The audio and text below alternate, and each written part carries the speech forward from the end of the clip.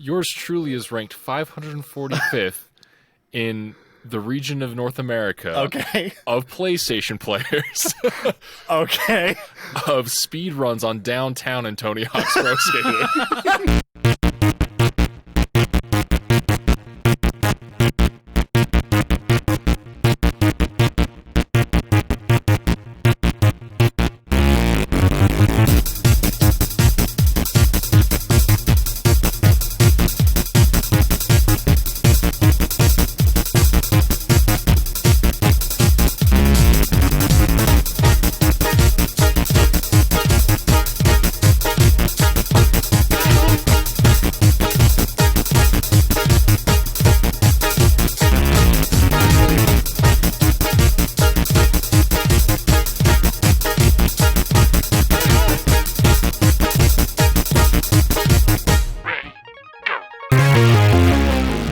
Welcome to the Rewatchers on the pod and our spooky, ooky Halloween episode. You're here with me, Tyler, Bones Inside Me Harris, and... Tyler Ghost Inside Me McKinley? What's that? Harris. Shit. Gwen, don't have a cat a werewolf inside me, Hammer. Just inside. I thought we had a theme going. That's what I'm going for. Just what he got.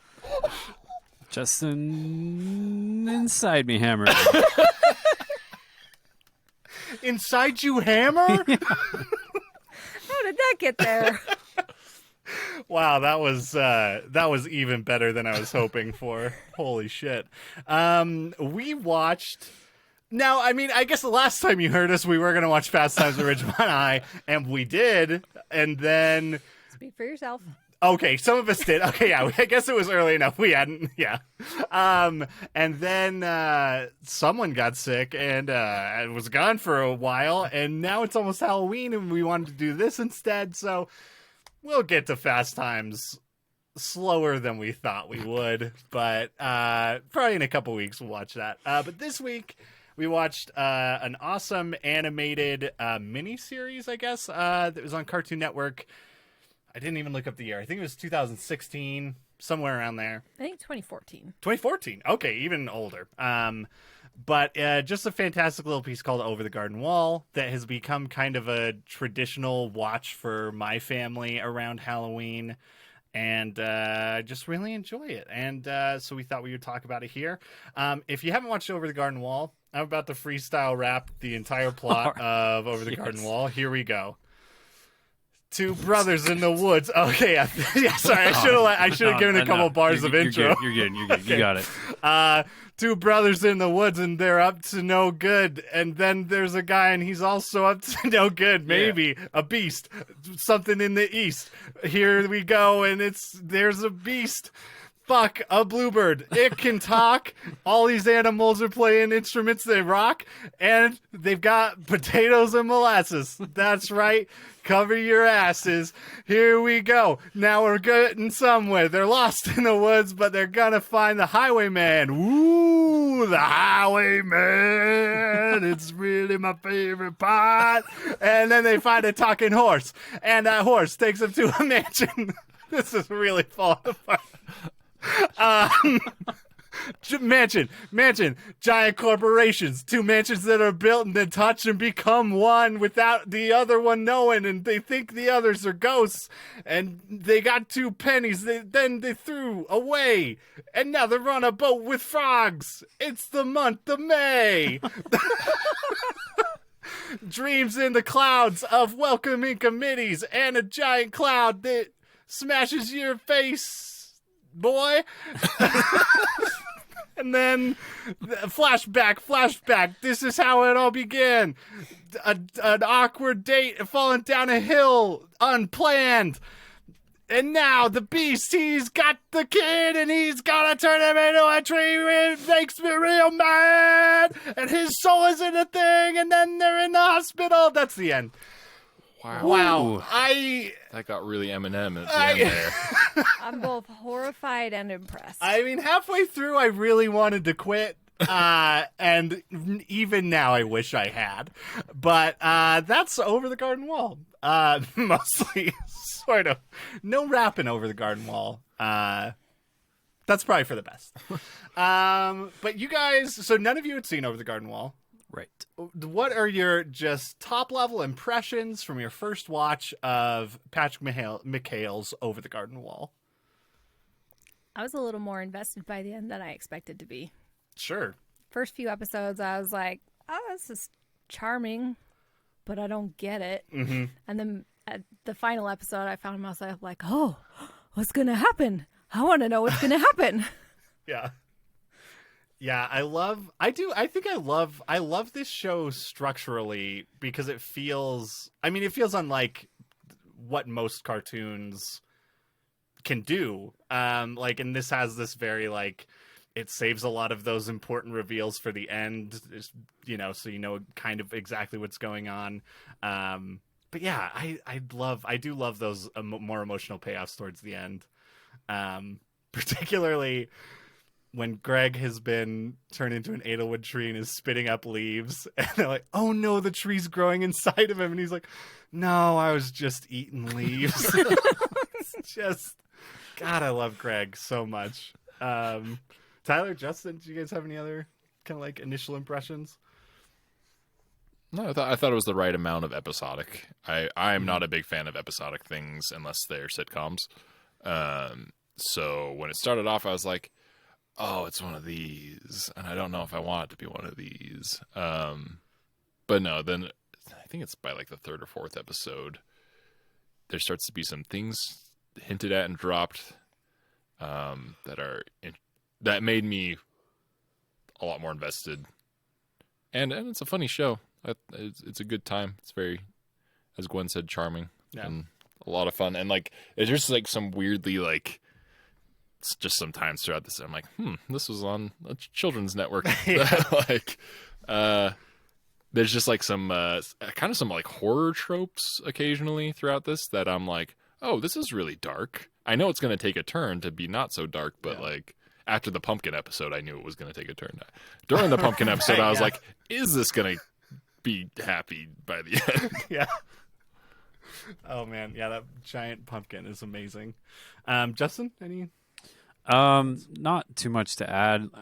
When it first started, about 10 minutes into the first episode, I pulled up my phone to double check that I hadn't started like in the middle of the season, because it just like throws you in, and I had no idea what was going on. Like, why are we here? What are we going through? Who are these people, and what is happening? But the way that those questions are answered as the story unfolds is really fun. Yeah. Like the way that the conclusion wraps everything up. It was really enjoyable. I had a lot of fun with this. Cool. Yeah, I love, other than the song that kind of like opens the episode, the first thing you hear is just Greg listing off a bunch of names. It's a pretty great opening joke. Yeah, but the absolute worst name for this frog is, and then it's cut off. But I do want to go over, so I don't know if you guys looked up any of the voice talent for this at all. Yeah. But that is one of the things about this show that like always blows my mind when I watch it, because Elijah Wood is the voice of Wirt, obviously the main guy. But then you've got Christopher Lloyd, John Cleese, Tim Curry. Like, wait, who's Tim Curry? Tim Curry is Auntie Whispers. Okay. Which is what a great weird character, and also a weird voice. Like not a voice that I'd hear and be like, oh yeah, Tim Curry, of course. Mm-hmm. Like, it's a really fun performance. But yeah, it's just all these big names, and it's this. I think the thing I love about it too is it leans into, instead of being a more, it's obviously very cartoonish elements to this, obviously, but it also leans into kind of this folky, like Americana, like mystical Americana feel, and there's something about that I love so much, and feels so unique and delightful. I think probably I figure we'll just kind of jump around and talk about stuff. But I think I mentioned in the intro, excuse me, one of my favorite episodes is probably the one that's at the tavern with all of the characters where it's like, well, what do you do? And he's like, I don't know. He's like, well, he's the baker and he's the butcher. And he's like, yeah, like all these, just like all the people have their specific jobs.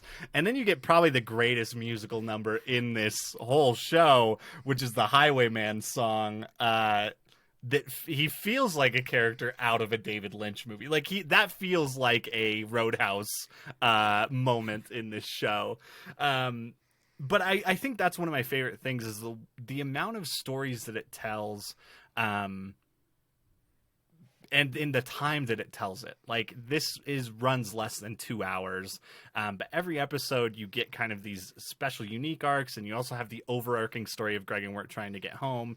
And then also, as the series goes on, you get more and more of the woodsman, whose story I feel like is kind of this emotional button at the end that kind of satisfies this supernatural arc that has been going on that kind of goes along with like Greg and Wirt's just like learning to be brothers and mostly Wirt learning what it means to take care of and care for this extremely annoying younger brother. But it's just so impressive to me that it can do that over the course of these 10 short episodes. But yeah, I do you guys, I mean, did this remind you of anything? I feel like every time I watch this, there are things that I'm like, this feels like other things, but I can't ever like put my finger on it or anything. But I don't know if this like reminded you of anything or made you think of anything else as you were watching it tonally or anything like that. But I always think that when I watch this, and it has a very like nostalgic feel to it. Sure. So yeah, I get what you're saying about how like reminding you of other things. Yeah, and like, maybe that's it. Maybe it is just like general like nostalgia. Yeah. There's a lot of old school animation homages in this. There's, I mean, the Highwayman's, the way that's animated is very reminiscent of musical numbers in old Walt Disney cartoons. Sure. Yeah. And I feel like it's not even like the oldest, like the first Walt Disney like Mickey Mouse shorts. It's more like a couple generations, like one or two after that, where I'm trying to think of like what was around that time. Like it's kind of like the time like Popeye was coming out and stuff like that. It's very like characters tend to not hold their shape too well. They like they expand like balloons and they're like liquid and and that's how that Highwayman is. And then there's the whole musical number during Greg's Dream, yeah, which is very I mean it's the very Wizard of Oz homage during that, but then it's also any time they go to heaven or anything in one of those old cartoons, it's very much that type of feel. So I feel like that's what it reminds me of.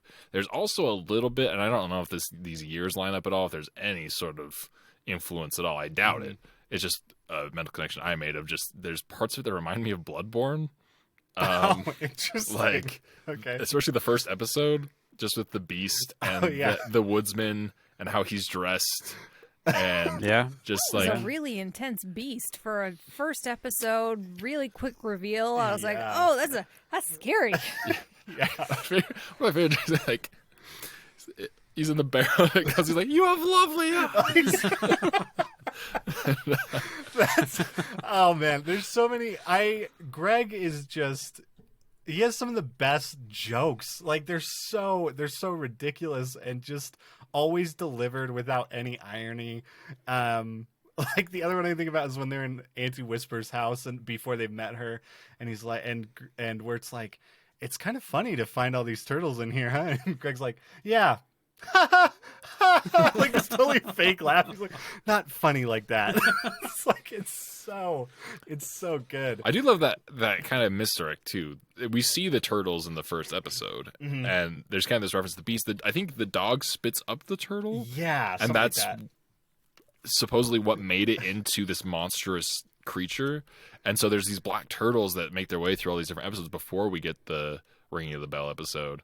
And so you're like, that's the beast, is these turtles. Better watch out for this beast, because we haven't established the beast yet by that point either. And so I think there's a lot of interesting like little misdirects in this series, and that pay off really well later on, in weird ways. Yeah, I do like that horse, and how the first time we hear it speak, it's just gonna be like, I want to steal. He's a talking horse. He can do what he wants. Yeah, that's so great. Honestly, you mentioning the Bloodborne thing makes me think of the brief moment at the very end when the lantern is turned on the beast, and you just see for like a brief second like this fleshy, like gross thing. Part of me was like, I want to go back and like pause it to see it, but then I'm like, nah, I think I like that I just see a glimpse of it and I can tell that it's grotesque. But like, it's so great.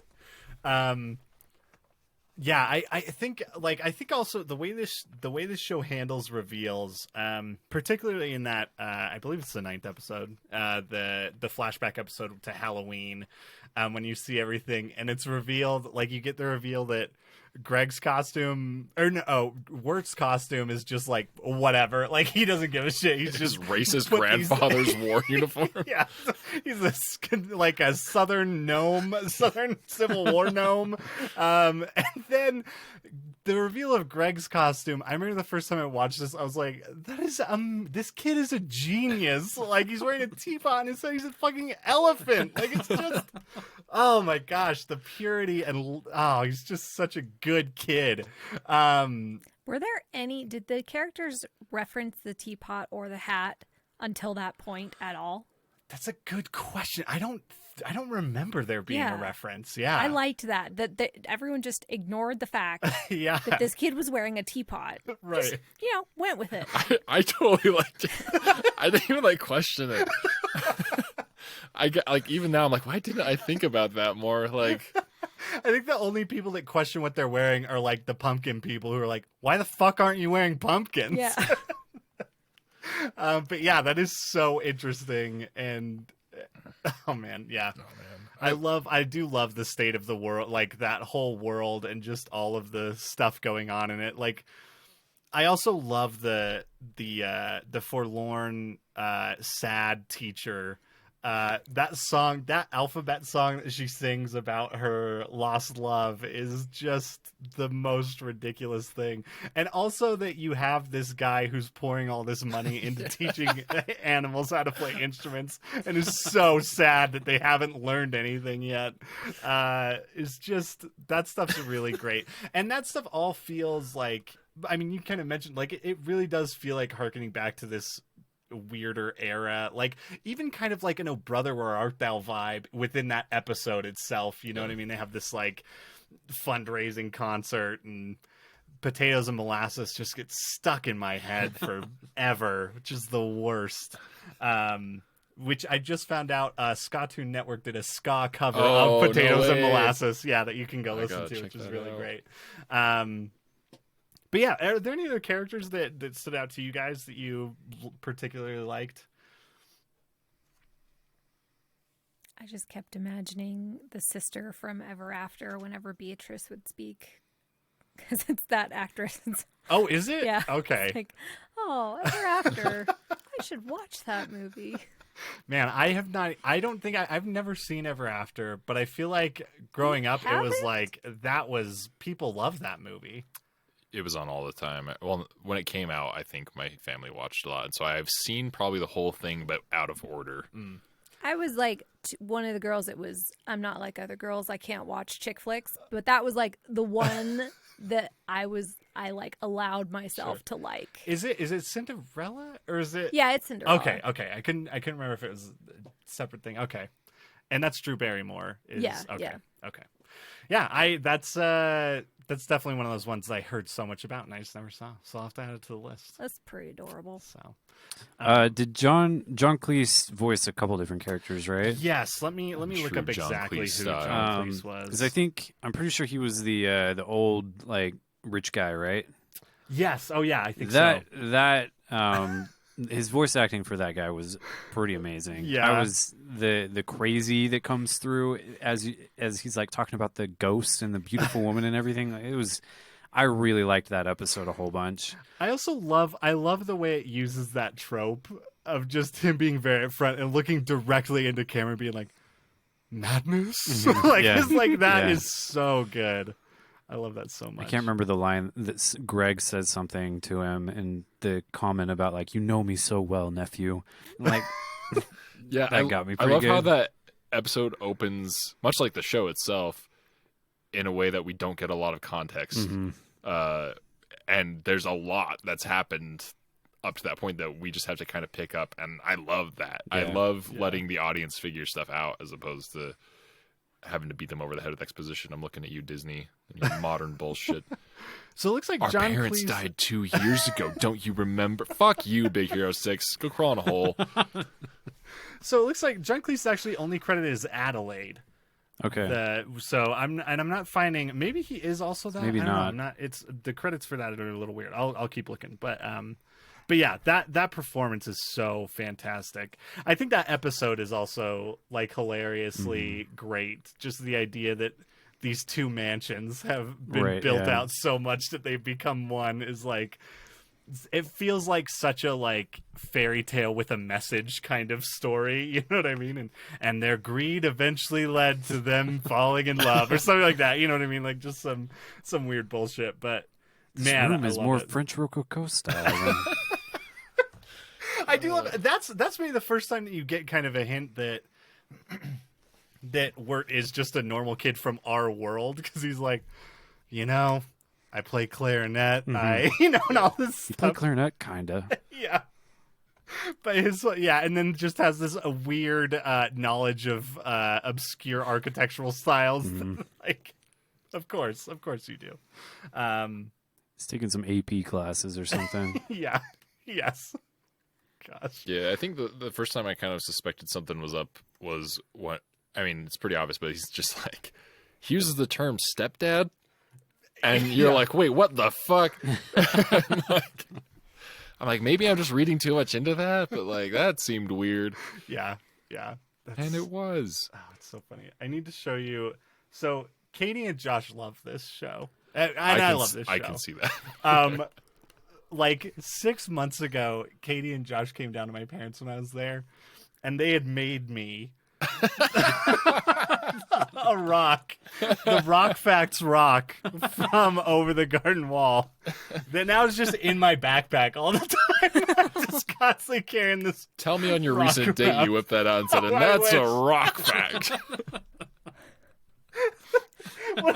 What is the rock fact that he tells him? He's like, do you know what? He's like, do you know what, Greg? What, the dinosaurs secretly had ears, but everyone forgot because there are no bones in them? I was like, no, is that true? No, it's a rock fact. It's just, oh man, the idea of,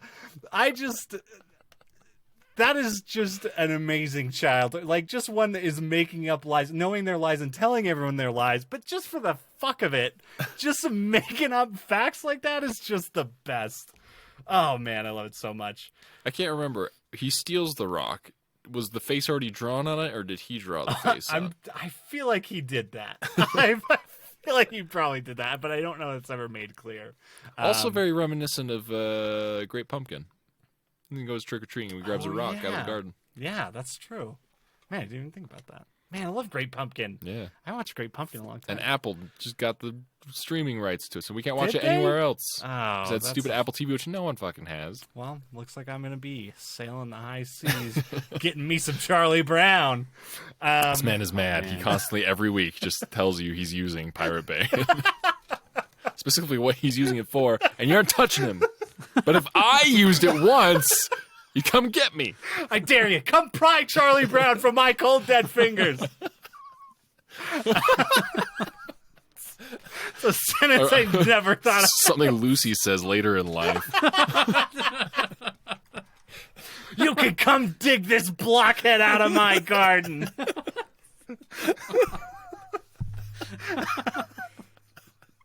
God. Oh man. Let's talk a little bit about the Woodsman, because we haven't touched the Woodsman as much. I think all the Woodsman stuff I love, because I don't think any of that is ever not that I can think of is any of that ever really played for a joke. Like that feels like probably the straightest story that is told in this, and like kind of the darkest and like most tragic part of it. Like the idea that he's been keeping the soul of this beast alive the entire time while thinking it's his daughter and all that. Like that's it's crazy that that's just a story in this thing. Like it's not even the main focus, but it obviously ties in hugely at the end. But I'm so impressed by the way that all these tones are like woven together and somehow work. And like by the end, you do have this very like emotional reaction to a couple of things that are paid off in those final moments. And man, I love it so much. And Christopher Lloyd, if we want to talk about voice performances too, that is a very distinctive Christopher Lloyd. Yeah. It is easy to hear that man's voice in there, but such a great performance. And some really cool animation moments. Like I think early on, one of my favorite shots in this is there's just this really like it kind of an extreme close up of him like feeding the branches into like the I don't even know what that would be called, like a grinder that Oil he's press like the oil press or whatever. And it's just it feels like a really unique shot that you don't get in a lot of stuff. Maybe like SpongeBob, but usually those close-ups are just accompanied by the most grotesque pieces of like art you could possibly find. I guess that's what kind of like also reminded me of like he seems like he could be a Bloodborne character. Like that he's a side quest in Bloodborne for sure. Like this guy who's just feeding oil to his lamp. And especially because he may or may not know that they are lost souls that have grown into trees. Like, he's trying to avoid knowing, but he kind of knows. Yeah. That's pretty dark. It is. That's a direct Souls thing, too. Like, the idea that these trees they're harvesting. I totally missed that. But yeah. Is Miyazaki a consultant on this? But I think the reveal of the beast, the first time we actually hear him talk and like see the entity of what the beast actually looks like in shadow, at least I think that's the moment that like I went from liking the show to just absolutely loving the show. Like that cool James Earl Jones-esque voice that he's got, and just like how dark it is with it still being whimsical strikes a nice balance that I like fell in love with at that point, and like it carries out through the rest of the show, and I'm like, god damn, the show's good. His interaction with Greg at the end too, when he's like sending Greg on all these quests and getting back sort of the things that he's asking for, but good enough. Like this isn't a golden comb. It's a golden comb of honey. It's just so good. I seriously, oh god, Greg is, I fucking love that kid. But yeah, that whole interaction is like so great, and I think it's a great example of the way this show marries those tones. And I don't think ever betrays, like, I don't feel like Greg has ever betrayed as a character. Greg is always Greg, no matter how dark and dire the situation is, which is why he desperately needs Wirt at the end to actually be able to step up and like save him, because he's just resigned.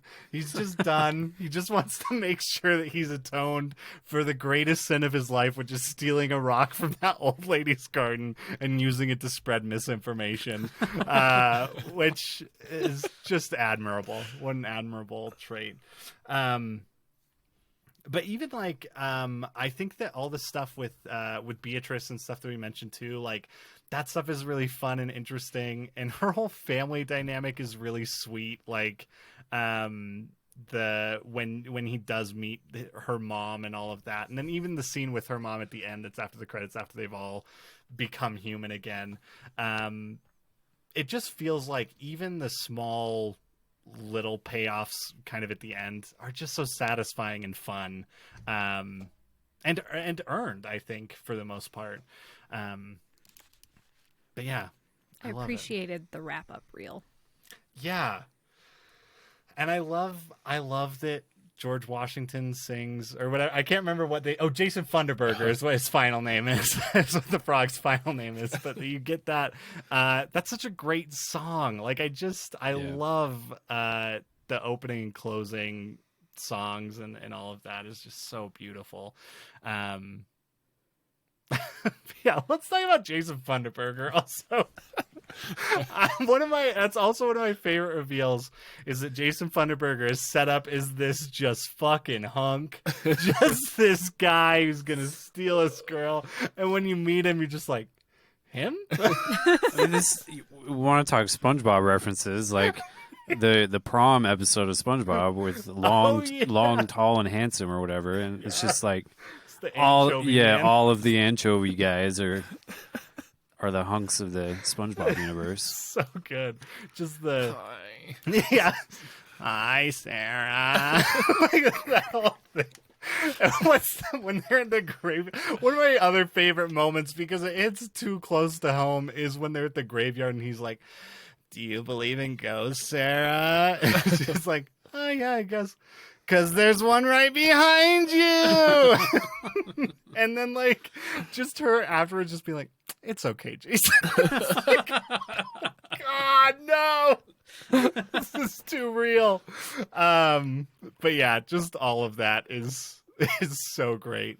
Also, I like that he makes her a tape, and they do acknowledge that no one but him has a tape player in this town. But yeah, it's just great. I just love it. That she's in Halloween makeup the entire time that we see her. That is the only way that we know her. She's just a skull-faced girl. Or a bee. She's a bee for a long time. That's right. She's the mascot, right? Yeah. Yep. Oh, man. Yeah, what a dynamic I've never seen before. Like having a crush on a mascot. Like I've never seen that in anything. Yeah. Oh man. Yeah, that I love that episode so much. I also just love the stupid running gag of the cops being like, "Hey, stop running! You're under arrest." Just kidding. Happy Halloween. It's just so stupid. And at the end of being like, "No, really, climb down from there. It's dangerous." They just never get out of their car. Yeah, just on the megaphone. We might all be safer if that was a rule. Yeah, no getting out of cars. Also, there's a limiter. You can only go 15 miles an hour. Congratulations. Fuck you. You can outrun us. Yeah. You're good. Yeah, exactly. Cops are 15 miles an hour? Cops are just How there long to can be you like keep that the up? voice of reason, you know? Like Yeah. the voice in your head only with a megaphone. And a spotlight. Spotlight and a megaphone. That's all I need. Shouldn't Yeah. do that. Do not steal from that diamond store. You'll regret it. Diamond Star. Oh man. Yeah, any other kind of closing thoughts? I just think this is a great like fall. It just gets me in the mood for fall, which I'm finding out I have. As far as media goes, I have more media attached to just when the weather starts to get colder that I'm like, yeah, time to play Night in the Woods again. Like stuff like that. I'm finding that I have so many things that it's hard to keep up every year now. Yeah, any closing thoughts on this or any other things you want to talk about?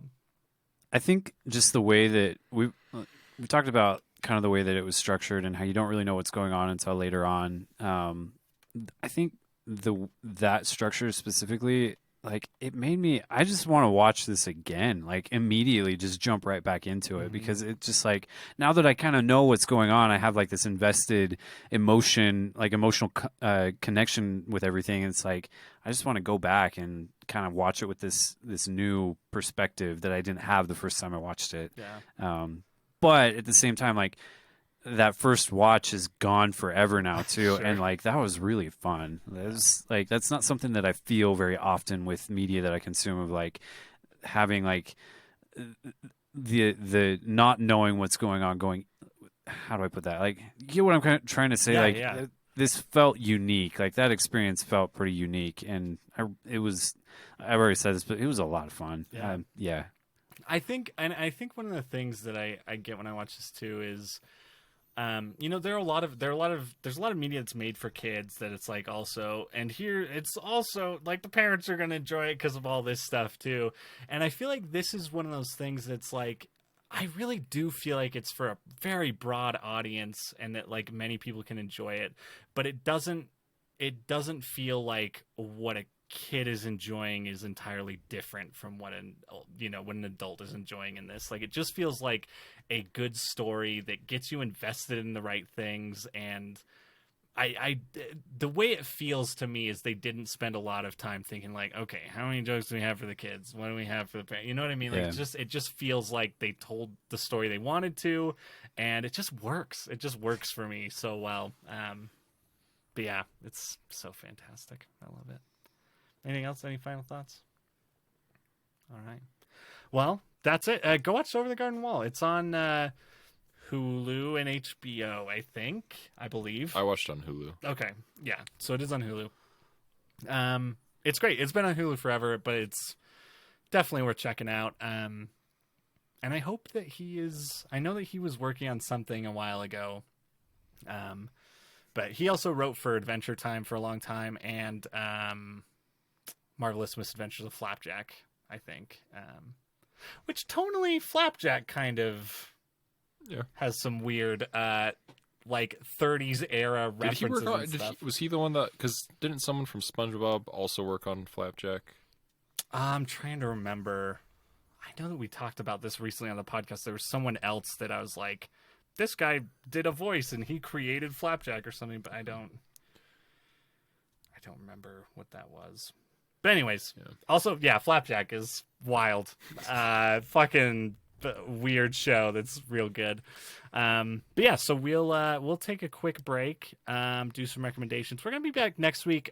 We are going to do, it will be our 100th episode. We made it. Ta-da! People said we'd never make it. They were like, no one gives a shit. And we were like, we know. And now we're household names. You speak my name from your lips in your house. You say, Tyler. And he hears you. It wakes him up at night. Please stop. But we are going to watch, we haven't fully decided yet, but we are going to be watching a movie from 100 years ago. And we're going to be inviting some old friends back to join us on that episode as well. So get excited for that. That will be next week. And then the week after, we'll finally get to Fast Times at Ridgemont High. And then we've got some other wild things planned. They'll be really fun to go into. But for now, we're just going to take a brief break and go into some recommendations.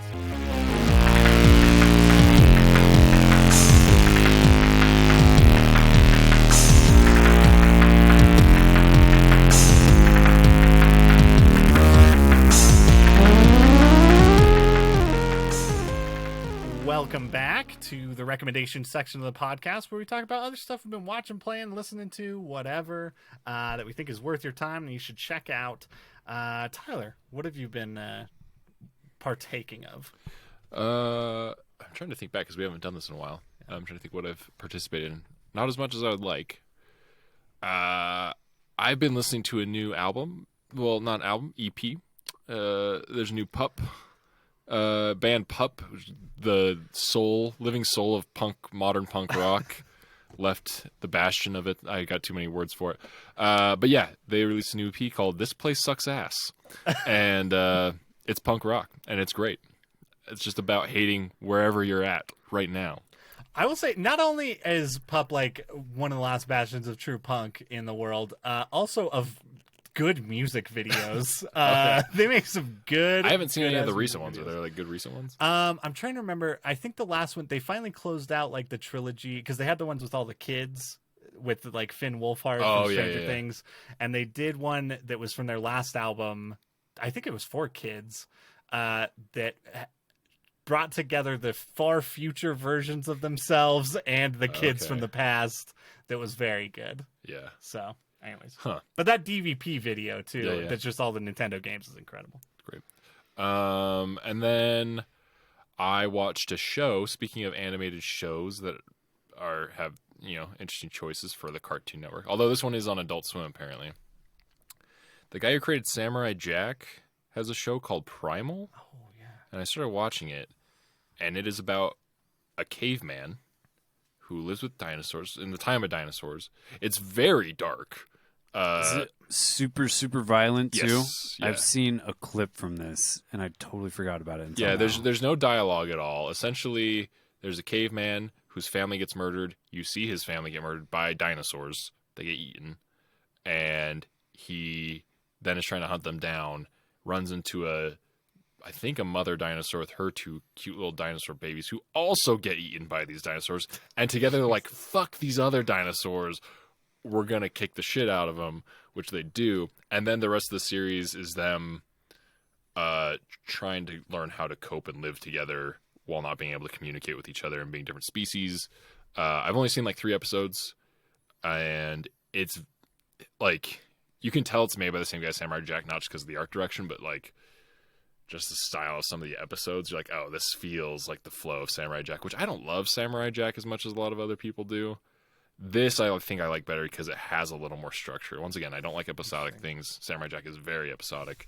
It is episodic, but each episode at least feels like it's delving into the characters and pushing them forward in their relationship, that it doesn't feel like it's just a wasted, side adventure or anything like that.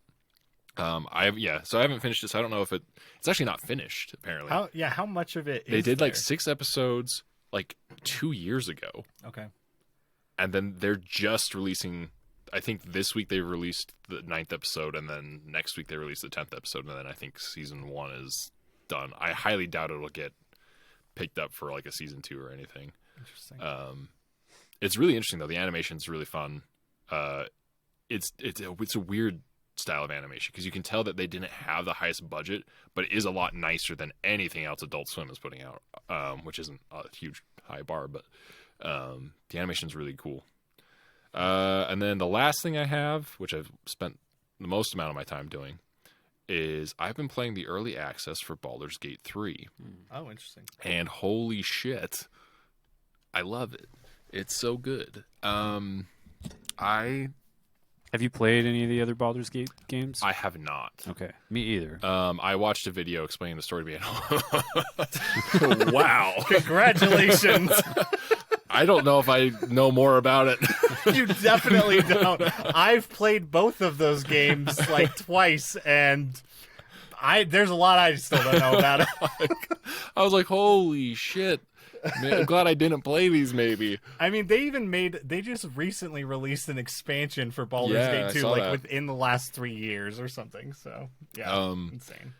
So, yeah, I don't think you really need to know. I think there might be like 1 or 2 returning characters, but I haven't.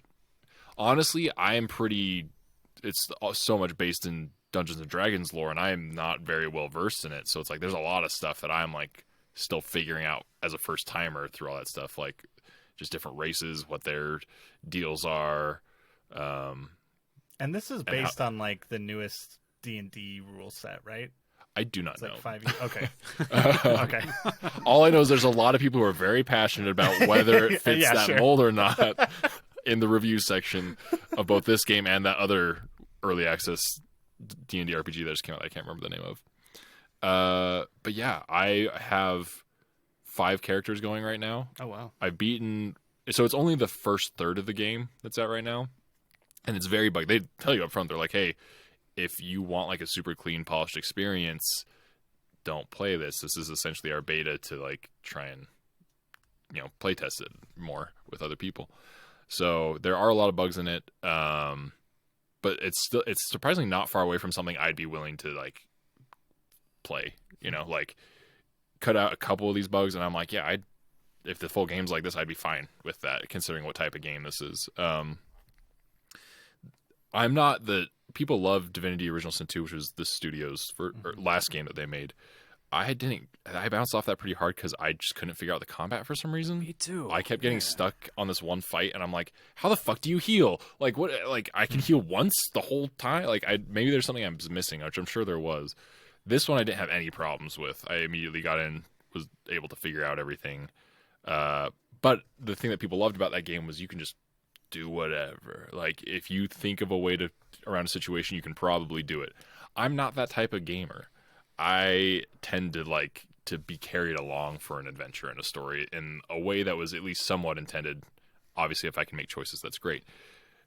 So I've been trying to be more that way on my other playthroughs, and I have 2 characters where, and one of the playthroughs I'm doing, one of the party characters has died, not in a combat situation that I didn't even know was possible, and then another one where the other character died in a combat situation that I didn't have any control over.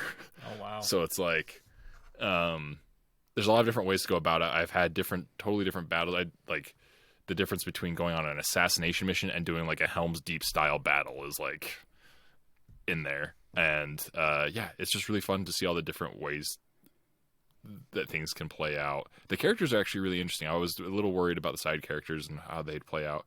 But so RPGs where you have a party and you can go in between missions and talk to them and learn more about their dirty laundry and like help them out with it is like the only thing keeping me from ending it all right now, you know?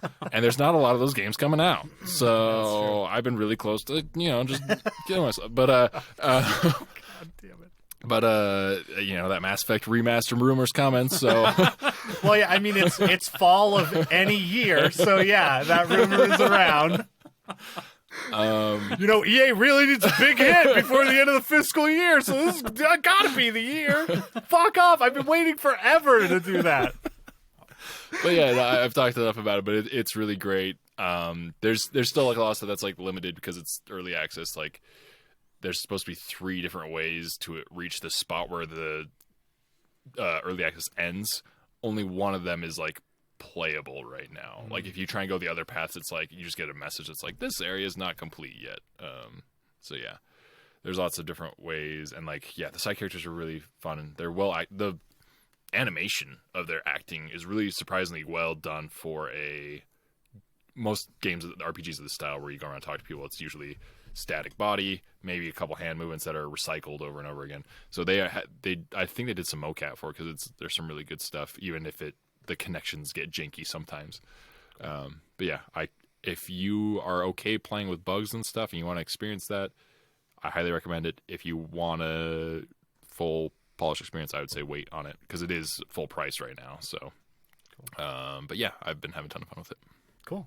That sounds awesome. I've had my eye on that for a while. I definitely want to try to give that a shot. Gwen, what did you have for us to recommend? Okay, so I got a TV show that I've only sort of watched. Okay. But that's like a full watch from Gwen. This is new and different. That's a big deal. So my son is watching Lego Star Wars Droid Tales. And like all the Lego stories, it's really clever and low-key kind of funny.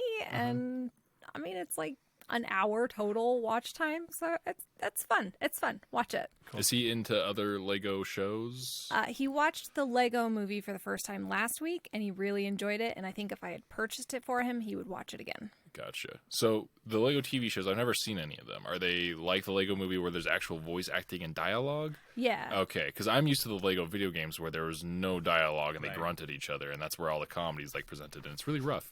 No, there's voice acting and storylines, and I mean obviously storylines, but I mean they poke fun at all 6 movies, none of the newer ones, but it's cute and it's fun. Low hanging fruit. Cool. Yeah, but God damn. It's cute. Well, we never have peace in this home.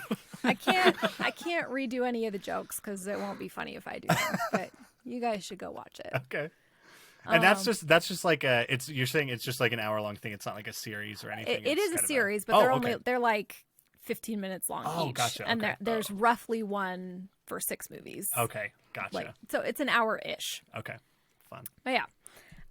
So I'm halfway through my very first Stephen King novel, which is The Stand. Okay. Yeah? I've never read Stephen King. I've read bits and pieces that I'm like, how is this guy so famous? Okay, so I'm enjoying it so much more than I thought I would. Like, I wanted to read this because it was apocalypse, which I like, and it was pandemic, which you love, I'm sure. thing right now. So I was like, you know what? I'm gonna read this, and I'm gonna feel better about this pandemic. And it's so slow. It is painstaking in the way that the pandemic, I mean, it kills 90% of the people on the earth in about 3 days. But I think I spent 23 hours of listening time in those 3 days. It is incredibly slow, and you keep backtracking with different characters. But I really liked the weird, slow pacing. But now that I'm a little more than 50% in, I'm like, all right, I'm ready for the confrontation. Let's do this thing. So we'll see. But up until this point, I really enjoyed it, which I honestly didn't really expect. Yeah. And then I gave up on Zealot, The Life and Times of Jesus Christ by Reza Aslan. I read another book by him called God, which was really interesting the whole way through. I think this one needed to be a 20-page paper and would have kept me all the way, but this one was like, okay, I need to write another book. I've got 20 pages of material. I'm going to spin it out into an entire book. And it was just little, like, it was interesting, just not, there was too much superfluous information.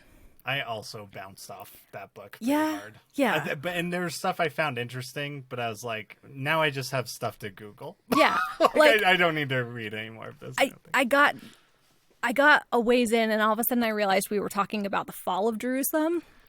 Like, for a long time, I was like, this is interesting, but this is not what I'm here for. I'm here for historically, ideas about who Jesus was. That's the interesting part. And there just wasn't enough of that early on. Yeah, I agree. So, the God by Reza Aslan kept me all the way through, but this one did not. Last one for this week is Shiver, Selected Stories by Junji Ito. Okay. So Truman gave me this one, collection of short horror stories that he binder clipped 3 of them that I'm not allowed to read. Because I don't do body horror. Which is odd that you chose to read any Junji Ito. Yeah, I'll say it. He brought it to my house and left it on my credenza. And I didn't take it up to my bedroom for like a week. Because even the cover is gross. So I've read 2 of the stories. And I can tell that they are well constructed, well put together, well executed. And I just think they're not for me. It's not my kind of horror. Just get to the end and I'm like, that was gross. Which is fine. But like, that's my only takeaway is that was gross. So I think I'm going to try and power through it. But yeah, I think horror for horror's sake is not for me. Fair enough. Yeah. Fair enough. That's it. Okay. Justin, what did you have to recommend for us? All right. I'm going to do it. I am recommending Destiny. Oh, God. Okay? Oh, shit! Justin, do you know what year it is? Tell me what year it is right now. It's 2020. I don't want to hear this anymore from anyone. I'm not joining you. That's okay. Because I understand that this game is not for everybody. And it's not for me, at least it hasn't been for a while. So some background. Do you know what this sounds like? I've had this conversation with people about other people. Do you know the warning signs? Has anyone showed you the list? I have not spent any money on this game recently, okay? So I feel like everything is okay. I'm fine. I love the direction this is going. I think this should be a weekly segment now. God damn, I love it. I probably will be spending money on this game shortly, and probably a pretty good chunk of cash. I do. Red flag. Like, I received a text from you about I was going to mention 2 weeks that. ago Yeah. about an insane thing that you are going to attempt in Destiny, and God help you. Well, God help I'm you. going to blame it on my brother, first off. Well, I guess it's my own fault, actually.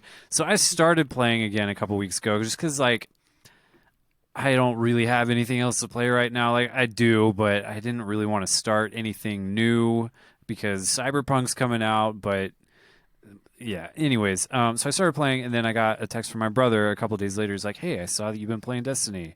And we talked for a little bit about it, and I'm like, yeah, getting back into it. He knows that I hadn't really played since like Destiny 1 release, and I played the shit out of Destiny 1 and I was pretty addicted to the grind there. Gave it up after feeling like I had just been totally ripped off and burned with the amount of content that was available in the game and the amount of money that I had paid for it. But anyways, so I had moved on from Destiny, and I touched it last Halloween. I think Tyler and I played a little bit for like 2 weeks, which was good enough. Like I'm like, I'll see what Destiny 2 is like. I think I played through the campaign of Destiny 2. And I was like, that was fun. Campaign, good times. I got to the end. I was like, oh yeah, that's what this game is about. The grind at the end of the game. And then it was like, okay, new content's going to be locked behind expansions, and the monetization kind of hit me really hard. And so I moved on from it, and then it came back around like a couple weeks ago, started playing. I get a text from my brother. He's like, hey, me and one of our cousins are thinking about doing the day one raid accomplishment when Beyond Light drops in a couple weeks. Do you want to join us? And he's like, just so you know, it's the Beyond Light releases on whatever day it releases. I can't remember which day that is. And then the raid, I think, comes out a week later. And so you have a week to grind to get to the light level that you need to be at in order to do the raid. He's like, there's a bit of a grind to get there, but it's not too bad. I'm like, okay, I'm interested, maybe. He's like, we have 24 hours to complete the raid if we want to get the day one accomplishment. So I asked Gwen if she'd be okay with this after thinking about it, and I think I'm in. So I'm playing Destiny a whole bunch right now, and I'm actually really enjoying it, which is why I want to recommend it. This is a long story to get to my recommendation. Sure. But I mean, it's a recommendation that needs all that baggage beforehand, too, for sure, yeah. If I wasn't going to be doing this raid stuff with my brother, and most likely, like, man, 24 hours, I will probably be up for a day and a half straight doing this, because, like, it probably drops at midnight, and then we're going to be up all night and probably all day trying to get through the raid. Yeah, it's going to be a good time. But if I wasn't doing that, the game is free to play right now. And with all of the caveats that come from, like, some of the content in the game is locked behind expansions. Like, if you want to get in and play through the Nightfall playlist that's available and grind for gear or whatever, like, yeah, some of the weeks it's going to say you need to have the Forsaken expansion or you need to have Shadowfall in order to play these raids. But there is so much content available now after, I think this is year 3 for Destiny 2, that, like, that doesn't even feel like an inconvenience to me right now as a free-to-play player. And like I said, I will be buying Beyond Light in order to do the raid in the future. But, like, I think I'm going to be able to get to the end game light level without purchasing anything, which is pretty cool. And, like, the season that's going on right now, like, they've got the Halloween event that's happening that I did everything that's available, basically, for that event without paying for anything. Like, it sucks that I have to put, like, I didn't pay for any of this stuff in order to have fun. Like, that's, I don't know. I'm trying to sell Tyler on it, basically, is what I'm coming at. Like, if you want to check it out, which I don't think you do, it's free, and there's a lot of stuff that you can do.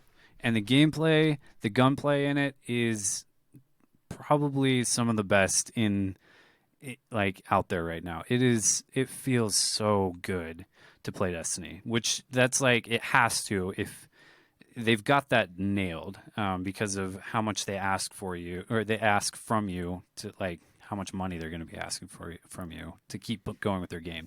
I wish that they could do a subscription model for this game, because that's kind of like what it feels like, because you have expansions and then you have your seasons in between expansions, and there's the item shop that you can unlock all of your cosmetics and everything from. So it kind of feels like if they could do a subscription model and just give you everything, just simplify it a little bit.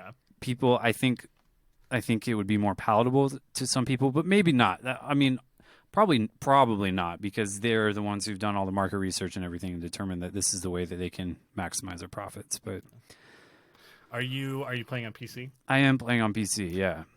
Had you played? You had not played Destiny 2 at all, except for last year. Did you play on PS4 originally and then move to PC, or? Yeah. Okay. So I played on PS4 last year, and I made the stupid mistake of not actually, like, I don't know why I did this. when I started playing on PC recently, I chose not to like bring my PS4 account over, which I was like, because I started playing thinking like I'm just gonna check it out, whatever, and then my brother texted me, and now I'm like in deep. Like, does anybody know like what the recently, like when you look on your Steam profile and it says how many hours you played recently? Do you know what recently means? Is that like within the last week? It's within the last 2 weeks. Last 2 weeks, I okay. think. Because I got 50 hours recently in Destiny 2, Wow, so nice. whatever that means. But yeah. I forgot to. I messed up the account merge stuff, so now it's like all of that stuff that I did on my PlayStation account is stuck there basically, and I don't plan on going back to playing it on PlayStation at all ever. I wouldn't either. Yeah, Well, that's cool. that's my story. Destiny 2 is a fun game, and it like I understand why people don't want to play it, but I think that it's worth checking out. At the very least. I think it plays great. Like you said, like as far as shooters go, as far as that style of shooter especially, that's the game that I will drop into every 3 months for like a couple hours just because I want to feel those guns again. Mm-hmm. Like it's really, really well designed that way. Cool. Well, good luck. I expect to hear I'll keep you about updated. that fucking raid. It's the middle of November. I can't remember exactly what the date is, but yeah, I gotta grind to get ready for it, and then I've got to do the grind once it releases, and then the 24 hours of raid time. That is great. Okay, Leroy Jenkins. Anything else to recommend? No, I don't think so. Okay. That's it for this week. Okay. I have quite a few things to recommend. I'm going to start with a couple of music recommendations.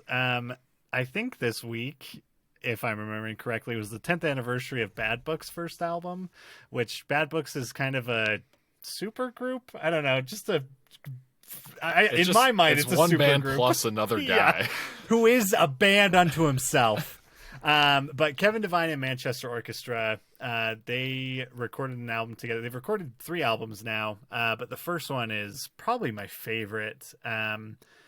And they just had the 10th anniversary released a big thing with a bunch of demos on it.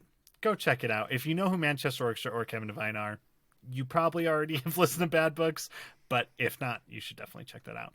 I've also been listening to an album, I think it came out a couple months ago now, actually, by a band called Touche Amore, called Lament. And Touche Amore is I hate the term screamo. I don't think The that term is defines post-hardcore. anything. I know, but here's the thing. There's also post-hardcore that isn't just like Touche Amore and La Dispute are the type of post-hardcore that's like it's just raw throats emoting deep into your soul. But Touche Amore, especially their last 2 albums, his last album, Stage 4, is about the death of his mom, who developed stage 4 cancer. And this album is kind of this follow-up to that, where it's like a couple years later and still dealing with that. It's an incredibly awesome album. If you're into that kind of stuff, definitely check it out. I like to think of Touche, you tell me if this is true. I like to think of Touche Amore as La Dispute light. Even despite what I just said about the content of Touche Amore's albums. Yeah. I mean, they're a little more melodic than La Dispute. where La Dispute is a lot more poetry based. Yeah. They're more your standard music. I mean, that's more towards that. Right. I honestly have not listened to a full Touche Amore album. Okay, cool. Like I said, I haven't listened to a lot of their old ones, but their last 2 I've really enjoyed. It's always like, oh yeah, that's a band I need to actually like sit down and listen to and check out. So I listen to like 3 songs and then something interrupts me, and Sure. so that's how it's always my relationship with them has worked. But yeah. Okay, the other thing I'm going to recommend is another cartoon that was on Cartoon Network, is now on HBO. I think it's on Hulu as well. I don't know where everything is anymore. But I finally finished Steven Universe, which is a show that I started watching a few years ago. But it's just an incredibly wholesome cartoon about a kid who is being raised by the crystal gems, who are superhuman crystals that came to our planet tens of like thousands of years ago, and they were sent here to harvest Earth, but instead saved it from their like overlords.